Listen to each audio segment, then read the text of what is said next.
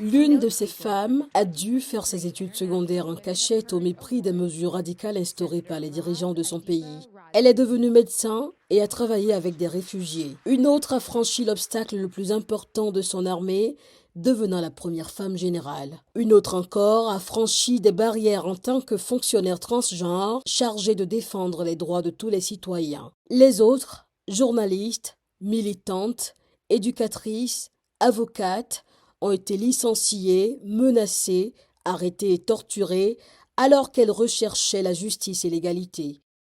Et c'est pour cette raison que la première dame Jill Biden les a fait venir à la Maison-Blanche mercredi pour rendre hommage à leur courage et à leur impact. Mais les nombreuses filles et femmes d'Iran qui ont reçu un prix honorifique sont absentes de ce rassemblement impressionnant. Elles ont mené des manifestations dans les 31 provinces du pays après la mort de Mahsa Amini, 22 ans, en garde à vue en septembre. Son crime, ne pas avoir porté correctement son voile. Leur voix compte, a déclaré Jill Biden.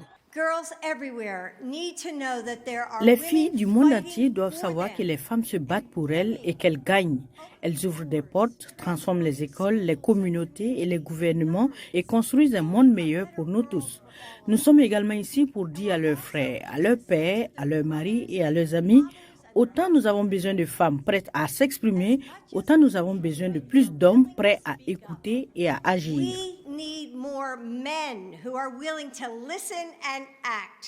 Karine Jean-Pierre, secrétaire de presse de la Maison-Blanche, a déclaré que ce prix était extrêmement significatif.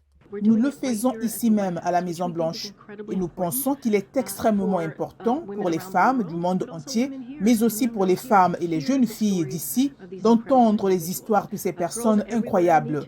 Les filles du monde entier doivent savoir qu'il y a des femmes qui se battent pour elles. Selon les analystes, les dirigeants conservateurs iraniens risquent de rejeter sur d'autres la responsabilité des manifestations menées par les femmes du pays. Ils trouveront toutes les occasions de blâmer les États-Unis ou l'Occident pour les difficultés qu'ils rencontrent à gouverner leur pays. Je pense qu'il est clair pour quiconque suit la situation en Iran qu'il s'agit d'un mouvement d'origine nationale.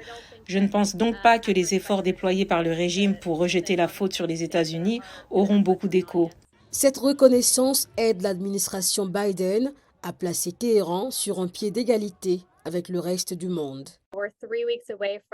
Nous sommes à 3 semaines du sommet pour la démocratie, au cours duquel l'administration appellera les pays du monde entier à réaffirmer leur soutien à la gouvernance démocratique et à la société civile qui milite en faveur de la démocratie dans les contextes autoritaires.